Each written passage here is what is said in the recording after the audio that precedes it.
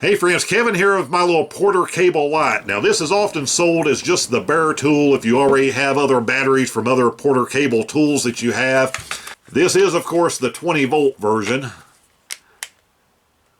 We'll take this outside in a second so I can show you how bright this thing is. But you get an awesome battery life out of this. It is going to light up an area. If you are working in a garage, working on a car, something like that, this is enough. This is going to be the only light you need. There's different ways you can set this. You can set this down flat. You can set this up on its end. You have a full adjustment. This will stay wherever you put it. So this Porter cable light was a nice addition to my toolkit, and certainly something I have no regret in purchasing. When you need it, and it is nice to have.